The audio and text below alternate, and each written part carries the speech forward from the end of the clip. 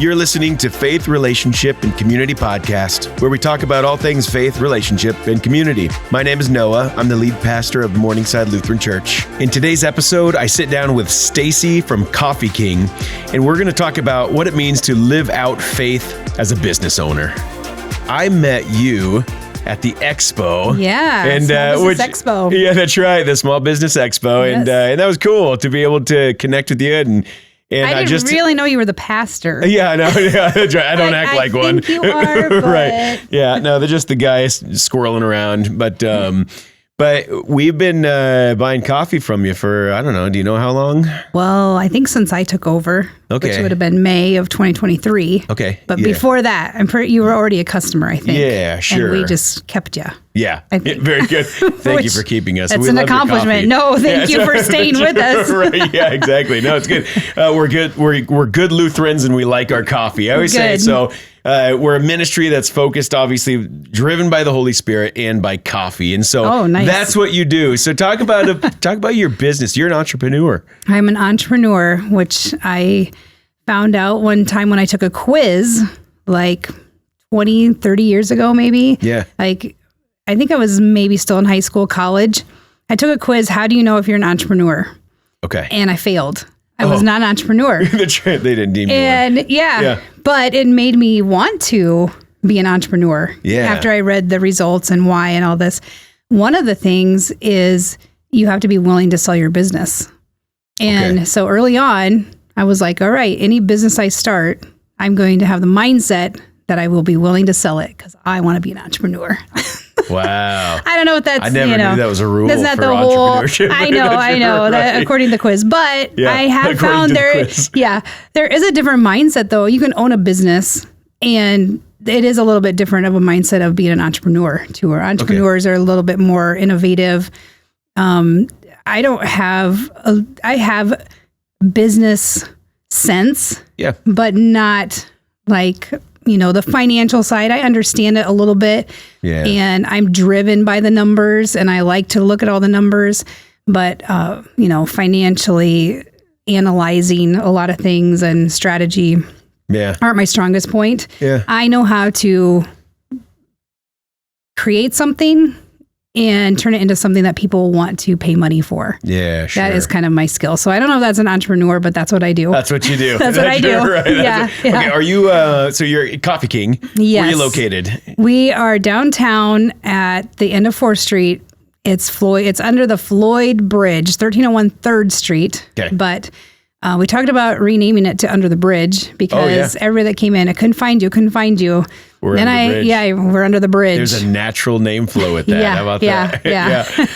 That's fun. And so you've been there for a couple years now. And what did you do before that? And what got you into Coffee King? Yeah. Well, right before that, I had a food truck called Coffee and Nosh. Yeah. And I did that for 6 years. Wow. And before that, I had a nonprofit coffee shop in Correctionville. And my claim to fame is we started with 2 borrowed espresso machines. Okay. The church that I had been going to, they had a coffee bar and they kind of shut that down. And I'm like, you're not using them. Can I borrow them? They were 2 home cuisine art espresso machines. Okay. So we started with those. Wow. So slow. And finally we made enough money we could buy a real espresso machine and kind of upgrade from there. So the nonprofit, we started it because we wanted to have a gathering place in our small town and have a way to reach people and also to accomplish our mission, which was to help people out of poverty. Yeah. And so we had a food pantry, we did mentoring, life skills, that kind of thing. Through that, we learned that we could really help kids out of poverty by teaching them about entrepreneurship. That if we could teach them ways that they could maybe, create something to sell, make their own money, they could maybe buy their own school supplies or buy their own clothes or that kind of thing. And so we started working with kids and did some different programs. And then we did a mobile coffee shop and we had some youth that were interested in doing that. And we said, okay, let's figure this out. We fundraised. We were able to turn a vintage camper into a mobile coffee shop. And my family, we volunteered our time one summer to help kids learn how to do coffee. and we took it to the farmer's market. Nobody was selling coffee by the cup at that time. Okay. And so it took off, and they did really well. At the end of the summer, they had money for college. Wow. And that winter, kind of just kept working on that. And the next summer, they didn't want to do it. They're like, this is way too much work. Yeah. But the nonprofit kept it going for another summer, and with volunteers and hiring some other kids to run it. Mm-hmm. And then at the end of that summer, we were all so burnt out, and the board was like, well, we don't want to volunteer our time. So if you don't want to volunteer your time, we're probably not going to do it anymore. And so then I spent that winter trying to figure out what I wanted to do. And entrepreneurship for me, I was a stay-at-home mom. Okay. I homeschooled our kids. Yep. And so entrepreneurship was always a way for me to supplement the income. Okay. I could, still have the ability to be home with the kids. Yep. And I used it part of homeschooling too, to teach them about business. And so that winter, I kind of just took the time to see what I wanted to do, see what the nonprofit wanted to continue doing. And at the end of it, I decided I wanted to start my own food truck. Yeah. And my own coffee brand. Gonna go out on your own. Yeah, go out on my own. And so we bought the equipment from the nonprofit and created Coffee and Nosh, and started growing it from there. Yeah. Do you still have the food truck part of that? No, I sold the Coffee and Nosh as a business, so it's still here in town. So you did the entrepreneurship I did thing. it. I did it. Yeah. You started and sold it. So hey, good for you. You made it. Yep. When I first started it, I had that in the back of my mind. I wanted to build a brand that was sellable, that had value, and grow it enough. And good so for I you. did. That's awesome. Yeah. Well, so we've talked a little bit about what intrigued me for this is you as a business owner like to talk about your faith, or thinking about ways that you can do that and maybe influence a good culture around your workplace. So talk about how you do that as a Christian business owner, and what that looks like in your workplace. Yeah, I love to talk about that. I grew up in a Christian home. My dad was a pastor. He officiated Paul and Charity's wedding, is what I heard. Yes. Yeah, that's awesome. Yeah. I didn't make that connection till today. Yep. And even before he had the official, title of pastor and, pastored a church, in my mind, he was always a pastor. We always had people around. We had Bible studies. Sure. He pastored the people. So that's how I grew up. And so I take my faith very seriously. I don't talk a lot about it unless people start to ask me about it. Mm-hmm. I'm not an evangelist by any means. But I think it's important, if you're going to call yourself a Christian, that you live a life that looks like what Jesus, how he lived. We're followers of Christ. And so how did he live? That's how I want to live. He didn't own a business necessarily. Sure. Maybe kind of. Yeah, you never know. And Paul did with the as construction, a tent maker, and they all had their own gig that they made money. Yes. So I think my ministry, because I've done lots of different things that could be labeled ministry in the church. I've led women's groups, and I've been a youth leader and a children's leader, all these things. And so my ministry that I think God has given me is running business in a Christ-like way and treating my employees the way that Christ would treat his employees, and just trying to be mindful that I'm representing Jesus, that I can be light in dark places. In my specific industry, I get to hire people that it's probably their first time job in coffee shops. Mm-hmm. So I get to be their first experience as a boss, and I take that very seriously. Well, that's really neat.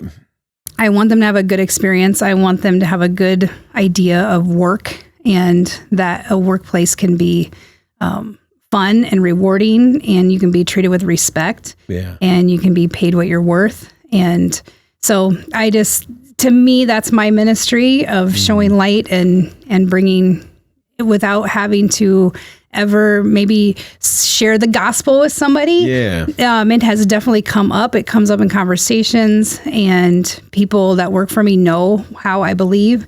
And, at some point in time, I've definitely had people that have said, okay, I want to know more about this because I didn't grow up that way and I have questions or whatever. And I've had those opportunities to share my faith. So right. That's how it works for me. There was a saying, and I can't remember who said it. I'll credit somebody later. But that said, share the gospel. If necessary, use words. Use words. Right? Yeah, I love and that. So, and so it just reminded me of that. To say, obviously, the way that we live, and I love how you say that as a Christian, as a follower of Jesus, I mean, we are ambassadors of his. And so we are representing Christ, and in many ways, and I love that tie to, you've got people that are experiencing the workplace for the very first time, and this might be their very first time meeting Christ through you, and be able to know who he is and what he's about. We, to the best of our ability, with God's help, can do that.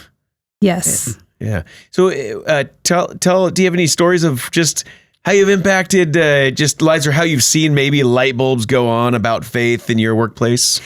I just thought of this one thing, and this particular employee, she grew up and she knows Christ and she's a follower, but she was really struggling, and I had no idea. I really had no idea. She just started working for me. And she worked for me, I want to say, for 2 summers.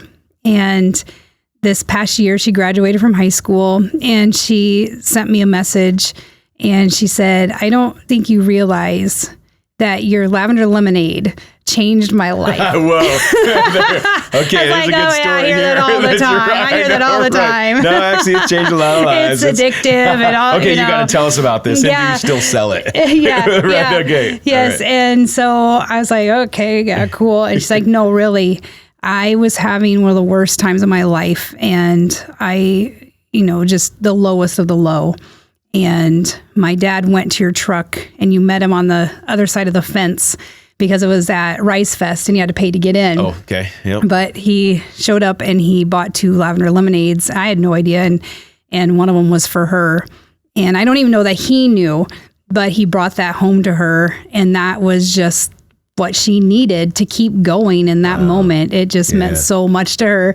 And it sounds like, whatever, lavender lemonade. But so obviously, that whatever that was in there. Yeah, absolutely. Yeah. And the experience of it, and just, So, I mean, that's the best thing that I have that I can share. Yeah, well, absolutely. I mean, that's what, when our eyes are open to what the Lord is doing, I mean, it's just really cool to see him work in sometimes the most unique and creative ways. Yes. And I have people that work for me in the food truck that now they're coming to work for me at Coffee King. Oh, yeah. And I'm not always quite sure how they felt about their experience on the food truck because it's such hard work. Yeah. And it's stressful days. And they've kind of seen me at my worst of stress and heat and tiredness. And so it's not always pretty, Sure.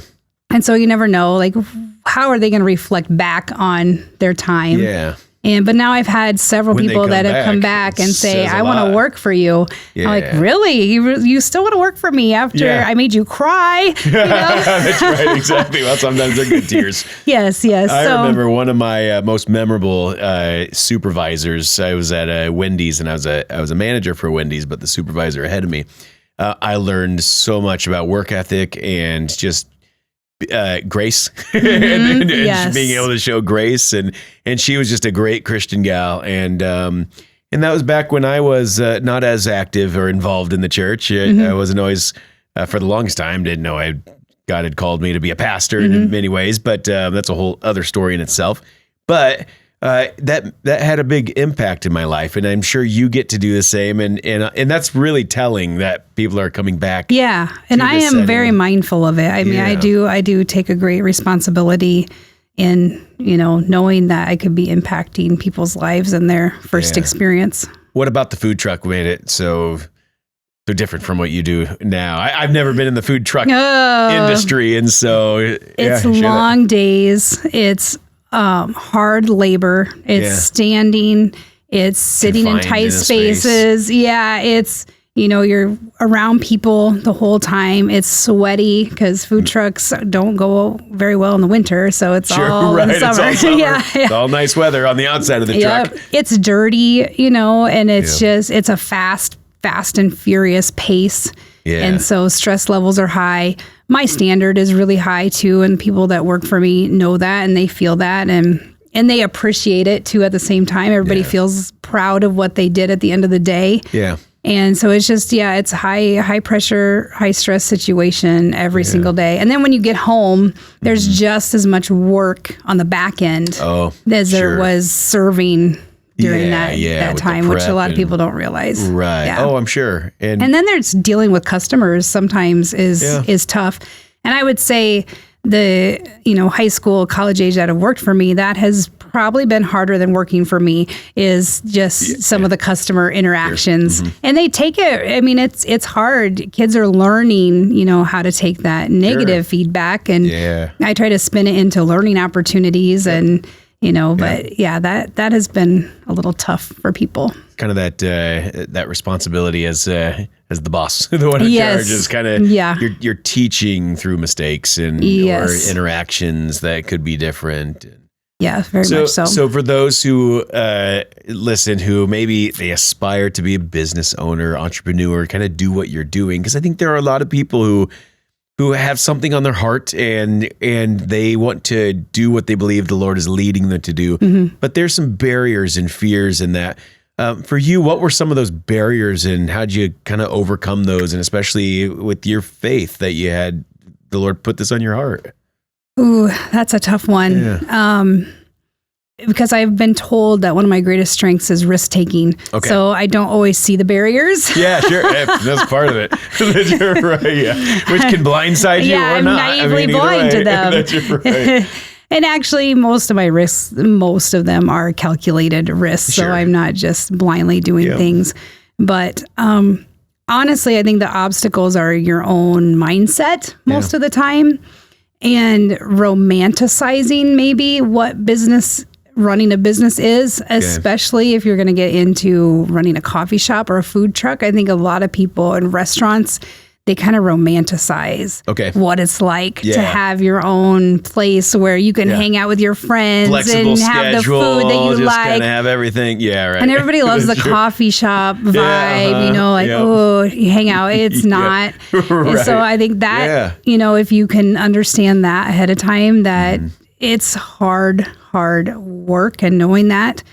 There was another thing I was thinking about that maybe isn't an obstacle, but just knowing up front, but I can't remember. Yeah, I lost it. Come later. I lost it. Sure. Yeah. You lost it. We don't need to know that one. Nope. Yeah, just get over your own head in some of this. And I think one of the things I was thinking too is, as a believer, really talking to God about what you should be doing, what your gifts are, what your strengths are, and, listening to people around you about what those are and being honest with yourself. And not everybody is cut out to be a business owner, and that's okay. Yeah. And even if you want to be, because I think there's many areas that I have not been cut out, but I wanted to be. And I, gave that over to God and said, this is what I want to do. This is my desire. Yeah. I think you put that in me.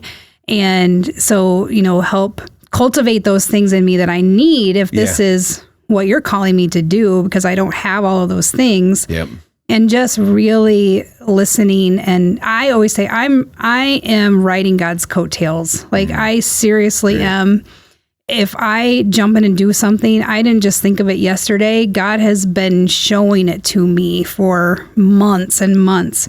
And I just look, I listen, I watch for what he is setting up in my life. So then when it comes, it's like, it's a no-brainer. Yeah. And it looks like a risk, but to me, it's not. It's like, no, God's been showing me this. Now I'm just like, I have to say yes, because he literally dropped it in my lap.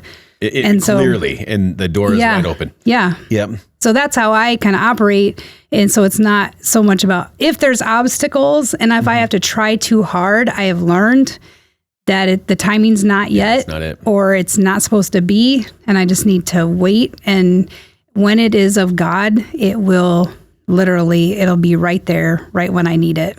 Yeah, that's a good reminder, because it's that daily check-in too. Like, Lord, am I doing the right thing? Is this? Yeah, and to be made clear that. I love how you say it. So I just shared with the church this last Sunday. So I didn't do great in high school at all. And I mean, it was not good. And then I went to a semester of college right after high school, but I didn't show up to class. Didn't do anything. I got a music scholarship and completely blew that. But I didn't drop any classes, so I had to pay for all of it anyway. Oh, man. So I did that for one semester, and then I had 3-4 years out. I played in a rock and roll band, and we moved up to Minneapolis, St. Paul to play around. And God put it on my heart to be in the vocation of ministry and as a pastor. And at first that was kind of difficult. I wrestled with that. But one of my things that I was just praying, I was like, because I knew to be a pastor, go to seminary, and I just wanted to get a good education on that. But school wasn't my thing. And so I told God, I was like, if I'm going to go through all this stuff, then you got to help me, because it doesn't look good from this point on. But he, by the grace of his power and authority, helped me out with that. Yeah. And got through school, my undergrad and all that. And it was just one of those affirming things to me to say, okay, I look back now and say, yeah, at that point, I feel like there were plenty of barriers for me to say no or enough. But people all throughout Scripture have done that, right? Right. Moses, I'm not eloquent enough. Whoever. But to realize that no, it's not really about me. It's what God's doing through us, and so that's cool that you had that same kind of awareness of what God had put on your heart. Yeah. Yeah. And I think like with my most recent with Brecky's, so many things he's literally dropped in my lap, this time more so than any other time. And I think it's because I have a lot of doubt around it. Yeah. And every time, like every single day since we've opened, I've had some doubt around it. But then I can look back like, but God did this, this, this. And those are miraculous. Yeah. So and then it's just like, yep, that's right. I'm right where I'm supposed to be. He's going to provide. He's going to, keep making the things happen. So, or if not, there's a lesson in it. Sure. Yeah. and help me to say no and to say, okay, we're good. We tried that. Yep. Yeah. Yeah. That's good.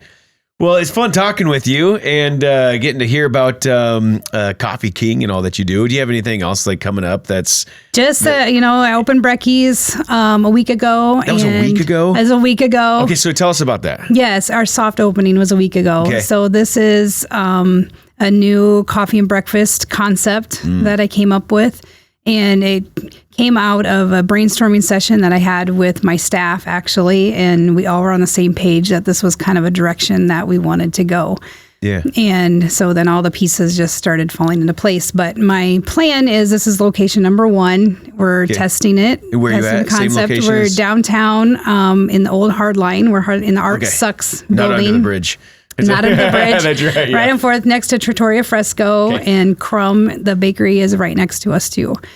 And so, we opened a week ago, and the plan is this is location number 1. And if it, can work in Sioux City, I think it can work anywhere. Man, that's cool. And without a drive-through and bad parking, if it can work. Yeah, that's right. If you can do that here, then yes, we can. Yep. So the plan is to franchise in the future and have more locations. So we'll see. That's awesome. See what God has. What's a breakfast menu? What do you got? We do breakfast bites or little egg soufflés, and we have breakfast nachos, breakfast pizza. Breakfast nachos? Yeah, the breakfast nachos I don't think I've had breakfast nachos ever. They have scrambled eggs on them and brisket and bacon and sausage and our hollandaise sauce. Okay. Yeah. Good. Well, go check it out. Unbelievable. Yes. Oh, that's cool. I'm glad you could plug that.